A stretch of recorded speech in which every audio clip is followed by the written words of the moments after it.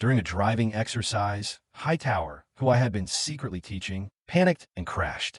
When the racist jerk Blanques insulted him, Hightower finally snapped, flipping the car in a rage. He was immediately expelled. I felt responsible. Then, after a fight that Blanques and Copeland started, they pinned the blame on me. Harris had finally won. He looked at me with pure triumph in his eyes as he kicked me out of the academy. I was done.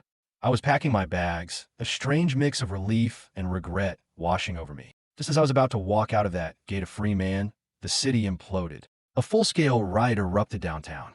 And where was the city's finest? Thanks to my little shoe polish prank on Harris, he couldn't see the map correctly. He had accidentally dispatched all the cadet squads to the wrong location, miles away from the chaos, leaving the riot zone completely unprotected. The streets descended into anarchy. And in the middle of it all, a familiar face appeared on the news.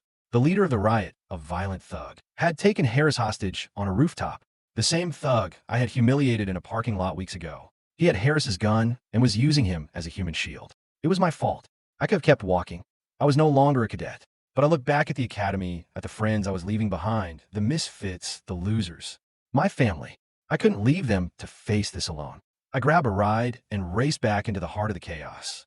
I found Karen, and together we formulated a plan. I had to get to that roof. I couldn't use a gun, so I had to use my wits.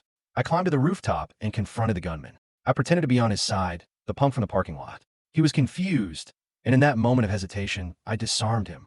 But he was strong, and the fight wasn't over. Suddenly, Hooks, the timid girl who could barely speak, appeared from fire escape. It shocked him, and me, long enough for me to finally subdue him. Down below, the rest of my friends were proving their worth. Hightower, who came back to help, saved Copeland and Blanques from a gang by literally ripping a couch out of a storefront and using it as a shield. Tackleberry used his arsenal to single-handedly stop a wave of looters.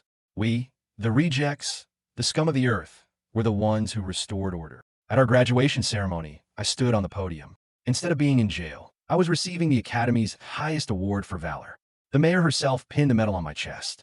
I looked out at the crowd and saw Harris, his face a mask of disbelief and begrudging respect. I saw my friends, now my fellow officers. They had tried to break me, to force me into a mold I could never fit. But in the end, it didn't change me. I changed them.